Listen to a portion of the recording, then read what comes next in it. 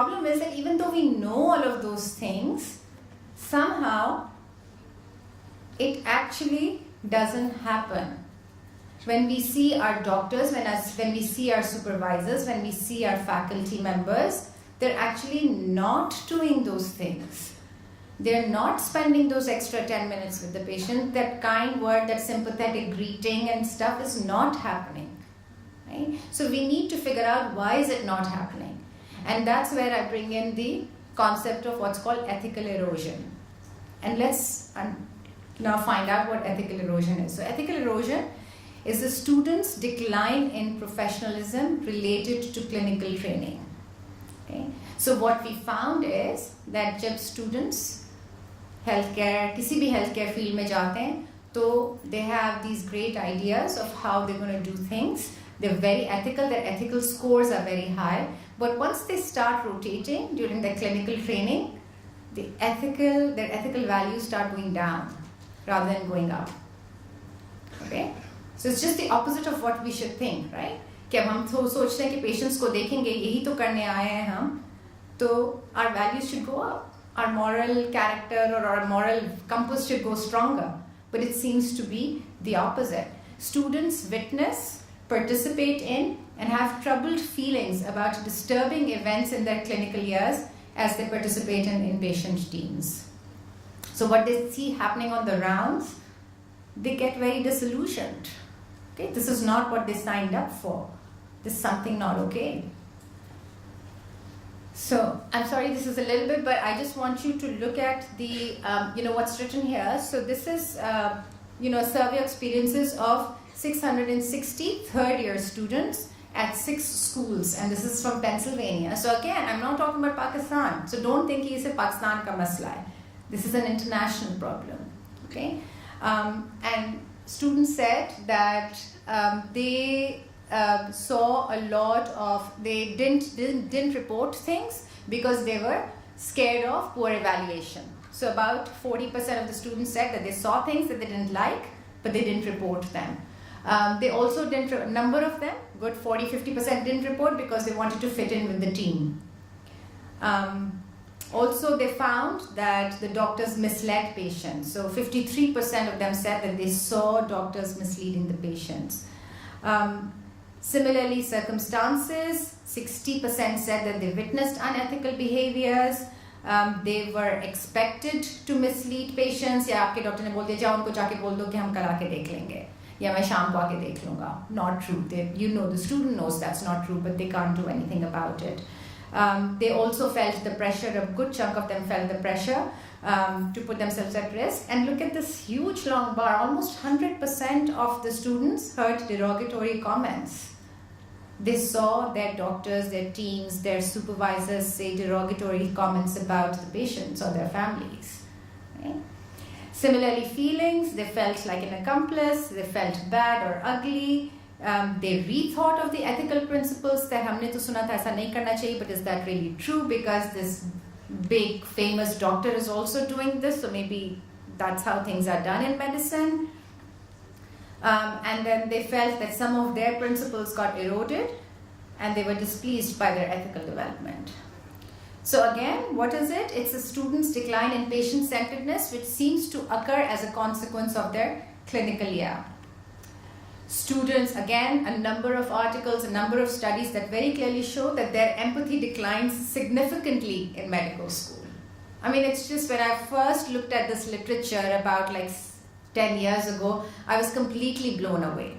Completely. That what is happening here? There's something not okay. Now, why is our empathy actually declining rather than going up? And you can see these bars. So you can see that between first year, which is M1, second year, third year, fourth year, the students' ethical values are going down. Medical students, another study showed that they showed blunted moral development as the years went up. And student decline in moral development is related to medical professional training. I mean, like they go to train in a medical school and because of that, their moral development goes down. So just think about that. Moral reasoning amongst medical students is related to the development of more general competence. So again, jitni zyada competence aa raha tha, it seems like the moral stuff went down. And they also found that unprofessional behaviors during medical schools actually predicted unprofessional behaviors later on as a physician. Okay. All right. So this is what I mean. That there is a chiasm, there is a division, there is a problem between what is taught, and AKU, for example, has a whole curriculum where we teach our students ethics and bioethics in the first 2 years of medical school. Okay, and I'm sure आप लोगों के भी medical schools में थोड़ा बहुत होता होगा where you're getting formal courses in ethics. US में first 2 years. All students get courses in medical ethics. So they're taught all of these things, but they're learning something different. Okay? And that is what's important to know. That why are we being taught something, but जो हम सीख रहे हैं वो बिल्कुल कुछ और सीख रहे हैं. And that is the hidden curriculum. Okay, so now we're going to talk a little bit about what the hidden curriculum is. And hidden curriculum is the side effect of an education. These are lessons which are learned but not openly intended, such as transmission of norms, values, and beliefs conveyed in the classroom and the social environment. Okay, so a physician who is a good role model for compassionate care, for ethical behaviors and stuff, may actually not be teaching you those things formally. But because you see that physician doing it, you see her behaving like that, you learn those things as a side effect. So that's the hidden curriculum in her clinic. Okay? And the opposite of what I just told you, that even though there are schools that formally teach all of these values, when students go and actually see कि wards में हो क्या रहा है, patients को किस तरह treat करते हैं, the most famous surgeon or this most famous and physician is actually doing things very differently, and he's screaming at his staff members, and that surgeon was screaming at the technician, then the hidden curriculum there is that that's the way you do things, even though it's formally not taught. Formally आपको हर कोई, I mean it's pretty much like parenting में we say the parent says कि झूठ नहीं बोलना, झूठ नहीं बोलना, झूठ नहीं बोलना, और अगर फोन आता है तो जैसे कि नहीं उनको बोल दो कि आपके अम्मी घर पे नहीं है या अब्बू घर पे नहीं है. So what has the kid learned? कि अम्मी अब्बू कह तो रहे हैं कि झूठ नहीं बोलना, लेकिन जब उनको बात नहीं करनी थी तो उन्होंने मुझी से बोला कि झूठ बोलो किसी को. Okay, so that's the hidden curriculum, and that's again how it shows up diagrammatically. That this is the written stuff, this is what you learn, this is what is assessed, what is evaluated, this is what is taught, and all that's happening around it is the hidden curriculum. Okay?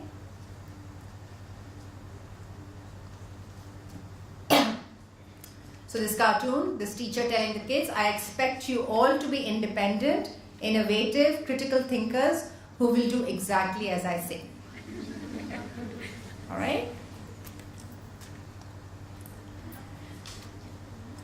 So again, hidden curriculum, medical educators distinguish between a formal and an informal curriculum.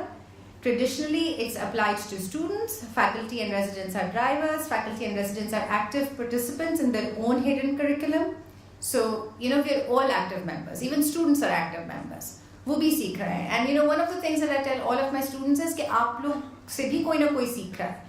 Even if you're a first year medical student or a psychology student or a nursing student, somebody is learning from you all the time. Okay, so it's important to be reflective about that. And both identity and attendant roles are infused with social expectations, including those held by in groups. So again, what this is saying is that what I bring to a situation as a medical student and what I see around me in the context, वो सारी चीजें मिलके is what I'm learning as the hidden curriculum. Abraham Flexner, so again Flexner wrote the big Flexner report, which talked about the behavior of physicians on the ward, on the bedside, and he said that it is, I think, not easy to exaggerate the importance of informal social elements in the promotion of science and learning. So आपकी formally तो आप सीख रहे हैं, but जो informal teaching है वो बहुत ज़्यादा important है. And again, if you look at the institutional culture and the students' behaviors and the faculty behaviors, you'll see here that, आपके सीनियर स्टूडेंट्स क्या एक ही में ये बहुत होता है, and I'm sure आप लोगों के सबके साथ भी बहुत ज़्यादा होता होगा कि स्टूडेंट्स हमसे ज़्यादा अपने सीनियर्स की बात सुनते हैं कि डॉक्टर आयशा तो कह रही हैं कि वो वाली बुक से पढ़ो, लेकिन एक्चुअली मुझे बताओ कि कौन सी बुक से मैं पढ़ूँ ताकि मेरे अच्छे मार्क्स आ जाए, right?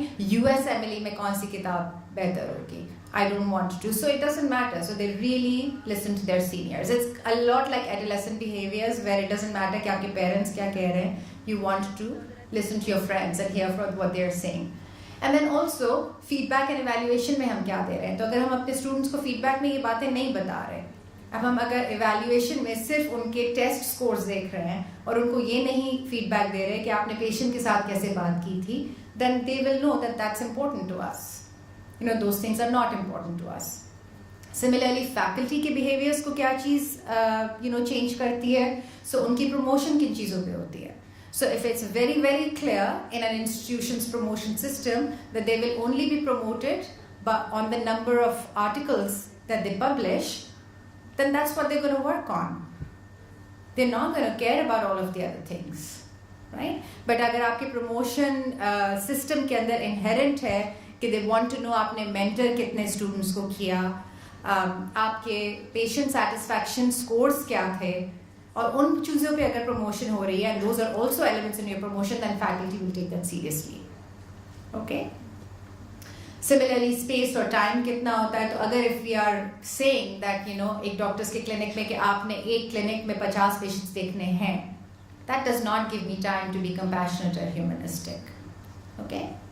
So again, those are also important things. And then what is your leadership saying? So all of those things will affect faculty behaviors, these things affect student behaviors, they affect each other's behaviors, and all of these things then affect the institutional culture. Okay, so what is humanism and can it be taught? So here's cartoon where she's saying that what Oscar Wilde said, ma'am? He said that nothing that is worth knowing can be taught. Nothing personal, ma'am, carry on. So she's sitting in a classroom and she's saying, so I often wonder that हमारे पास students आते हैं, हमारे पास faculty आती है, हमारे पास residents आते हैं. So are there people that are compassionate and humanistic and then there are not? And the ones that are not, हम उनको क्या चीज़ सिखा सकते हैं, or is this just an inherent part of who you are? And my hope is that all of the ones who've chosen to join the healthcare profession have kahin na kahin hidden this part of them that wants to be compassionate, that wants to be humanistic. So again, can it be taught? And then, here's Daniel Dosterson saying that when I ask an educated person, what is the most significant experience in your education? I almost never get back an idea, but almost always a person. And what this means is कि अगर मैं आप लोगों से अभी पूछूं कि आप अगर अपने education के बारे में सोचें, teaching के बारे में सोचें, school के बारे में, so what was it that affected you the most? You will always think of a teacher. You will always come up with a face, right? You will always come up with a person. So that brings us to role modeling. That extensive literature on attitudes and behaviors of teachers, there's a lot of literature that shows that who are the teachers that are good role models. And you pretty much know one when you see one, right? And there's very little evidence on whether these skills can be taught. So actually मैं किसी classroom में बिठा के आपको अगर बोलूँ कि आप इस तरह empathetic हों, आप इस तरह compassionate हों, nothing's gonna happen. They've tried that. Lots and lots of workshops on communication skills and compassionate care and humanism. It's not gonna happen. Even this talk that I'm giving right now, that's not going to make you humanistic. But if you have role models around you, or if you sort of think a little bit about it and start becoming a role model in your own little way, then that is what's going to change things. And what does it entail? What is humanistic care in medicine? So, non-verbal communication. What is your tone of voice? आप patient से कितने softly बात करते हैं, कितने gently बात करते हैं, कितने तमीज़ से बात करते हैं या कितना harshly बात करते हैं. Okay? आपकी body language क्या कह रही है? Have you gone in with your chart in heart, और आपके हाथ में है आपका chart, and you're like, okay, जल्दी से बताएं आप क्या बात है, क्या you're not making eye contact, so you're already telling them that you're really not interested in them. Okay, you're interested in just getting the next patient. आप prescription उनको लिख देंगे, but perhaps you're not that interested in helping them get better. Right? आपकी pace क्या है? आपने chairs arrange की to accommodate a family member. Did you do that or did you not do that? So all of those things make or break a patient-physician encounter. How are you demonstrating respect for your patient? Are you introducing yourself? Are you asking them to introduce them? Are you asking permission before changing a patient's environment? So I am a child psychiatrist. And I will always ask my little kids, my patients who come, कि आपको यहाँ रहना है, यहाँ बैठना है कमरे में, या बाहर प्ले एरिया में जाना है. आपको यहाँ बैठना है या मेरे साथ यहाँ बैठना है. आप बात करेंगे या आपकी मम्मी से मैं बात पूछ लूँ. Is it okay with you? अगर आपको बीच में लगता है कि you want to add something, तो please do add something. So I will always ask my patients permission. Okay. Now, just because I'm doing this talk doesn't mean that I do all of these things. Okay, so I'm not standing here to pass any kind of judgment or talking from any kind of high moral ground. We all make mistakes and we all have our good days and bad days. But the important thing is कि अगर हम जितना इन चीज़ों पे reflect करेंगे, जितना इन चीज़ों के बारे में सोचेंगे, we will make less and less, fewer and fewer mistakes. You should also include patient in your decision making, and you should definitely elicit patient's preferences. Okay, so I will always ask a patient, अगर मैं generic medicine दे सकती हूँ, कि मैं आपको sertraline देना चाह रही हूँ, do you want this particular brand or should I just write sertraline और आप खुद ही बाहर जाके देख लें? So then I give them the patient. I'm not asking them कि अगर आप afford कर सकते हैं नहीं, because that's not nice. Sometimes patients don't want to say that they can't afford. So if you write a generic, then it's their choice. They can go outside and decide whatever they want to take. But do ask them their preferences. Make a personal connection with them. Notice personal effects. आप आज बहुत थके हुए लग रहे हैं. You're looking good today. With my kids, I always ask them, what are you wearing, and what book are you carrying? आजकल क्या कर रहे हो स्कूल में? So make those personal connections. Identify shared backgrounds. I also lived in that place. I have also gone to that place. Just little things. But I always ask children where they're going for their vacations, or when they come back, what did you do in your vacations? And if you've done something similar, tell them, talk to them about it. So make yourself humans, make yourself people that they can identify with. And then अगर आपको कहीं बाहर patients आपके मिल जाएं, hospital में मिल जाएं, do make it a point to go up to them and say hello. And then elicit and address patients' affective response to illness. That's very, very important. We don't do that enough. What I mean here is that if somebody's come to you with a lump somewhere that they're very, very scared of, ask them how they're feeling about it. You must be feeling scared. This must be troubling you. It may be malignant, it may not be. The patient probably is super, super nervous about it. So talk to them about it. I see patients with autism, I see patients with intellectual disability, and I talk to the parents when they have come for a diagnosis, because these are big diagnoses. You must be worried that your child may end up with, this particular condition. They may have ADHD, they may have depression, they may have schizophrenia. So I talk to them about that, don't worry about it, we can work on these things. But it's important to address that and pick it up. Kitne pareshan hai aapke patients. And then your own self-awareness. That's extremely, extremely important. So again, as I said, कि आप लोगों ने सबने देखा होगा कि आपके seniors, आपके faculty members and stuff, there are some patients, जब सब कुछ patients के नाम देखते हैं तो they're very happy. Okay? क्योंकि ये वाले patient आज आ रहे हैं. आज list देखते हैं, good, we'll see this patient. And there are some patients that they're not happy about. They're like, oh God, no, ये फिर आ रहे हैं. Right? They'll say things कि हर वक्त आते हैं, हर महीने आते हैं और मेरी दवा तो लेते नहीं है, बिल्कुल भी वो नहीं करते, लेकिन they come all the time. Or they'll come in and they won't leave the room. They're going to sit there for 30 minutes, they're just going to complain, and then they'll do exactly what they want to do. Whatever, there are people, and we are humans as well. So we have feelings as well, and we say these things, we feel these things. I think it's very, very important to give ourselves that space, that there are some people that we work with, some patients that we work with that we will like, and then there are some that we won't like, just like we like some people and we don't like some people. We still have to work with them, we still have to take care of them, but if you're not aware of that, then we're likely to give substandard care. But if you're aware of it, I'm a little bit concerned, I'm getting a little bit angry, I'm getting a little bit upset कि ये वाला patient को मुझे देखना पड़ रहा है, तो फिर then I will check on myself before walking in that room. कि मेरा गुस्सा सामने नहीं आ जाए. That should not stop me from giving good care. But if I'm not even aware of it, then I'm not even going to think about what my unconscious biases are doing. Okay? So it's important. And when you do that, talk to your learners around you about that. Tell them. Right now, this patient ने last time जो मुझे कहा था कुछ ऐसी बातें की थी जिससे मैं बहुत upset हो गई थी. And now I'm feeling upset about going in to see this patient. But we're going to try not to let it affect our care, so that your student learns this, and they do things differently when they are faculty members, or when they are working as physicians outside or as clinicians. Okay, all right. So I'm going to stop here. Again, since I like William Osler, I like this quote where he said that start at once a bedside library and spend the last half hour of the day in communication with the saints of humanity. What he's saying is that don't just learn medicine and clinical care and nursing care, read.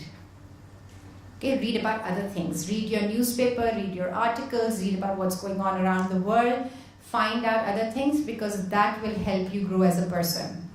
Okay, your curriculum helps you grow as a clinician, but all of those other things will help you learn these skills that we're talking about: humanism and compassion and professionalism and ethics. All right? Okay, thanks a lot. And questions?